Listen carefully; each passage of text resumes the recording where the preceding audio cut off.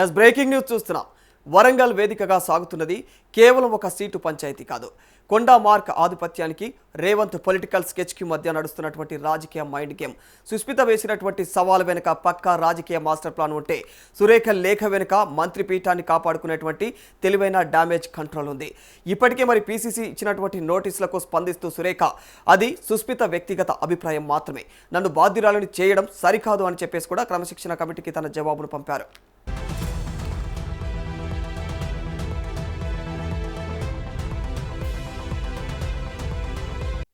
ఈ జవాబు తర్వాత అసలు ప్రశ్న మొదలైంది. కమిటీ దీనిని ఎలా పరిగణిస్తుంది? బహిరంగ యుద్ధానికి దూరంగా ఉన్నటువంటి సీఎం రేవంత్ రెడ్డి పీసీసీ ద్వారా ఈ చెక్మేట్ డ్రామాను నడిపిస్తూ కొండా వర్గానికి చెక్ పెట్టేందుకు ఎలాంటి నిర్ణయాలు తీసుకునే అవకాశం ఉంది? ఈ పరిణామాల నేపథ్యంలో సీఎం రేవంత్ రెడ్డి ముందున్నటువంటి ఆప్షన్లు ఇవే అనేది ఆసక్తికరంగా మారాయి.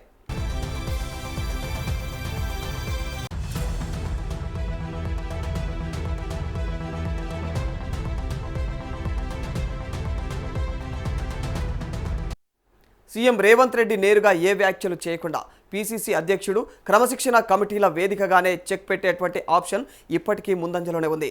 సురేఖ ఇచ్చినటువంటి వివరణపైన కమిటీ ద్వారా సమీక్ష జరిపి పార్టీ నిబంధనలు దాటితే ఎవరికైనా చర్యలు తప్పవు అనేటువంటి బలమైన హెచ్చరికతో సరిపెట్టడం, దీనివల్ల పార్టీలో క్రమశిక్షణ పాటించినట్లవుతుంది. అదే సమయంలో ప్రభుత్వంలోనూ పార్టీలోనూ అంతర్గత సంక్షోభం అనేది రాకుండా డ్యామేజ్ కంట్రోల్ అవుతుంది.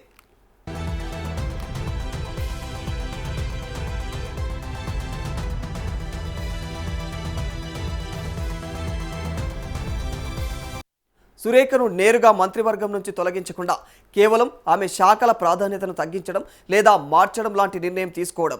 అదే సమయంలో సుస్మిత కాంగ్రెస్ పార్టీ ప్రాథమిక సభ్యురాలు కాకపోయినా కూడా ఆమెను పార్టీ వేదికలు, ప్రభుత్వ సభల ఆ కార్యక్రమాల్లో అయితే సుస్మిత పాల్గొనకుండా బహిరంగంగా నిరాకరించడం లేదా నిషేధం విధించడం వంటి చర్యలు తీసుకోవచ్చు.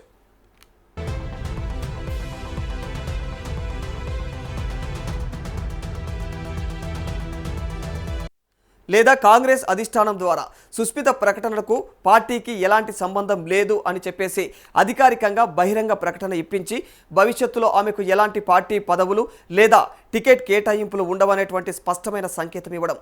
ఇది మంత్రి పదవి నుండి కొండా సురేఖ బర్తరఫ్ కంటే తక్కువ రిస్క్, కేవలం హెచ్చరిక కంటే బలమైనటువంటి సందేశాన్ని ఇస్తుంది.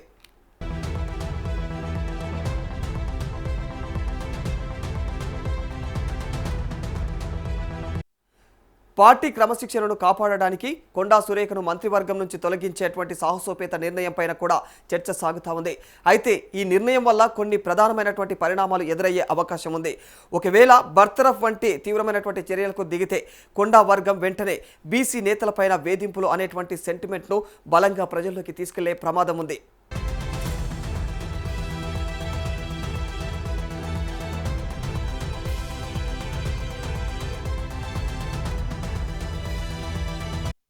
దీంతో పాటు కొండా వర్గం తిరుగుబాటు చేస్తే వరంగల్ పరిధిలోని పలు నియోజకవర్గాల్లో కాంగ్రెస్ ఓటు బ్యాంకు దెబ్బతినే పరిస్థితి లేకపోలేదు.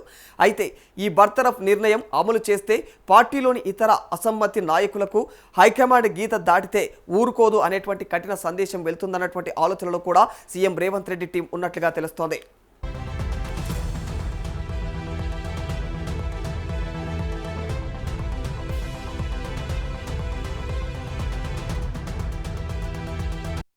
ఈ వ్యవహారంలో ఏఐసీసీ రాష్ట్రీయ వ్యవహారాల ఇన్ఛార్జ్ ఇప్పటికే అయితే మరి నివేదిక కోరినట్లుగా అయితే సమాచారం.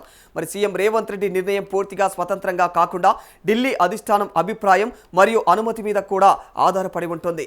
వెంటనే కఠిన చర్యలు తీసుకునే కంటే సర్వే నివేదికలు, గెలుపు గుర్రాలకే సీట్లు అనేటువంటి హైకమాండ్ సూత్రాన్ని ముందేసి రాబోయే ఎన్నికల్లో కొండా వర్గం ఆ ప్రభావాన్ని అయితే క్రమంగా తగ్గించే లాంగ్ టర్మ్ సైలెంట్ ఆపరేషన్ అను అయితే రేవంత్ రెడ్డి ఎంచుకునేటువంటి అవకాశాలు కనిపిస్తున్నాయి.